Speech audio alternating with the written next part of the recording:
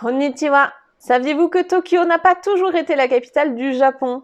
Connaissez-vous également les légendes qui sont autour de la création de la ville de Kyoto? Et savez-vous pourquoi est-ce que le plan de la ville de Kyoto est entièrement quadrillé et que tout ceci a un sens? Nous allons répondre à ces questions dans cette vidéo, juste après ça.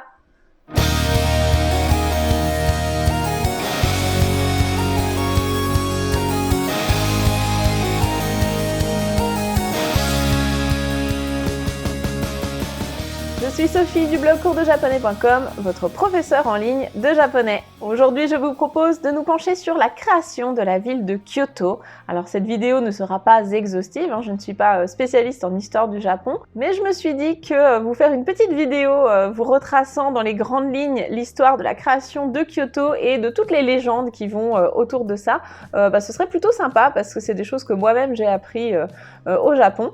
Donc allons-y. On va d'abord évoquer le fait que traditionnellement, le Japon n'avait pas de capitale permanente. C'est-à-dire que la capitale était amenée à être déplacée, à être délocalisée en fonction des besoins et de l'histoire du Japon. Lorsque des événements néfastes avaient lieu, comme par exemple des tremblements de terre, des inondations, des maladies, des pandémies, ce genre de choses, on déplaçait alors la capitale pour conjurer le mauvais sort. En tout cas, c'est ce qu'on croyait à l'époque. Sauf que les coûts liés à tous ces déplacements de capitale, c'était vraiment des sommes faramineuses et c'était de plus en plus élevé.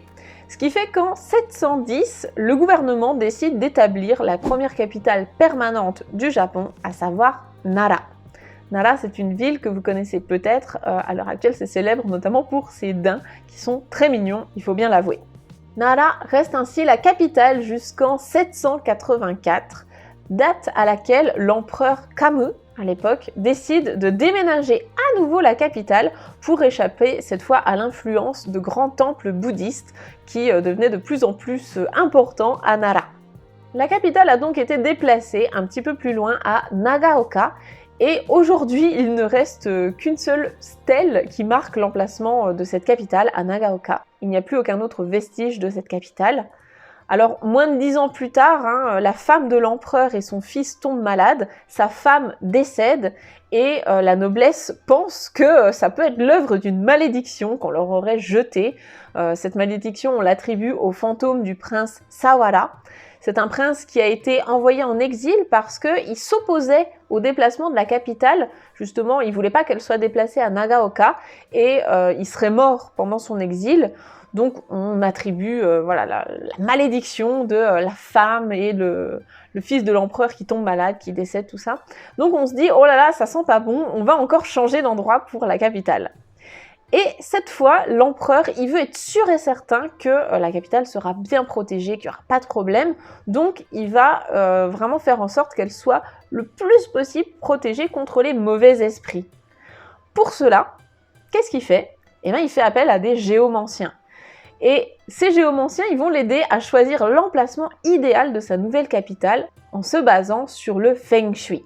Ils vont nommer cette nouvelle capitale Heian-kyo, et par la suite, elle sera renommée Kyoto, comme on la connaît actuellement. Cette capitale restera la capitale du Japon pendant 1000 ans. Sur ce plan, vous pouvez voir que Kyoto, donc l'emplacement de Kyoto, n'a pas été choisi par hasard, puisqu'il y a 3 montagnes qui la protègent, donc au nord, à l'est et à l'ouest. Au sud, il y a une grande étendue d'eau, ici, et tout ça, apparemment, niveau Feng Shui, c'est très bon.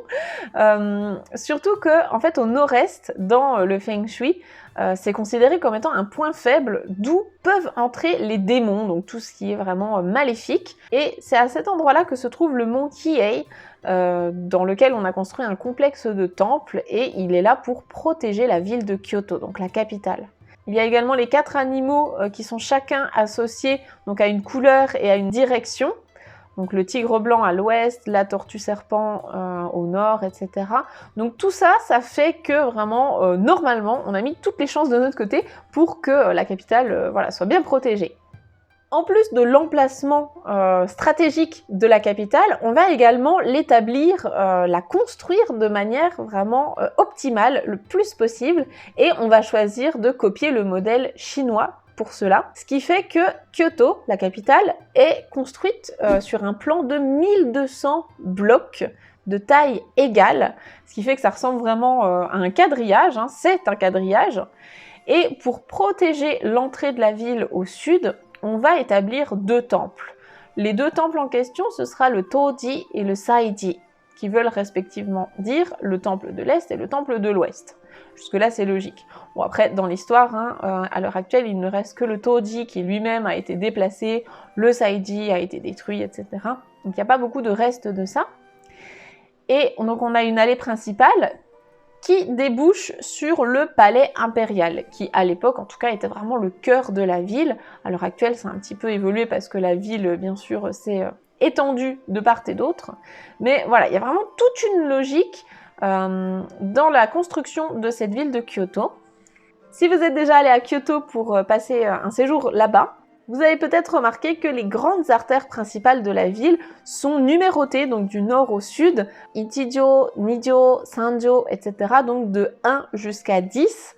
Ça, c'est pas non plus par hasard, hein, c'est vraiment des restes de cette époque, donc du plan chinois quadrillé sur lequel la ville a été construite.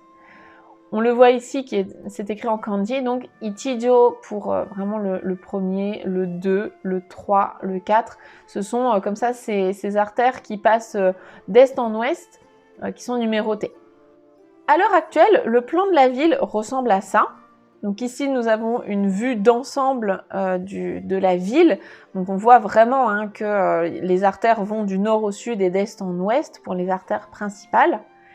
Et sur cet autre plan, là, on a un zoom, un close-up sur vraiment le centre-ville avec les temples principaux, la rivière, la Kamogawa, qui est donc la rivière qui traverse Kyoto. Et voilà, tout est parfaitement carré, tout est très quadrillé. Ça, c'est donc des restes de cette époque à laquelle on a construit Kyoto. Et c'est pour ça que même à l'heure actuelle, hein, on a toujours ces 5 parties dans Kyoto, donc la partie centrale autour du palais royal, le nord, l'ouest, l'est dans les montagnes et puis le sud, donc avec la gare, l'entrée de la ville, tout ça. C'est vraiment intéressant, je trouve, de comprendre pourquoi à l'heure actuelle la ville ressemble à ça et est organisée comme ça, en ayant un petit peu l'historique. Alors bien évidemment, on pourrait aller plus loin, hein, on pourrait aller creuser dans toutes ces anecdotes, toutes ces petites histoires qui sont en lien hein, avec l'histoire et du Japon et de la ville de Kyoto. Et si ce genre de vidéo vous plaît, eh bien laissez-moi un pouce bleu et un commentaire pour que je sache que je dois en faire d'autres. Abonnez-vous à la chaîne si ce n'est pas déjà fait. Vous trouverez également un lien vers mon blog sur lequel vous pouvez télécharger un guide gratuit pour vous aider à faire vos premiers pas dans la langue japonaise, donc tout ce qu'il faut savoir pour bien débuter en japonais. Si vous avez des questions sur la langue japonaise ou sur le Japon, n'hésitez pas à me les laisser en commentaire, j'y répondrai avec grand plaisir. Et sur ce, matane, à bientôt, bye bye!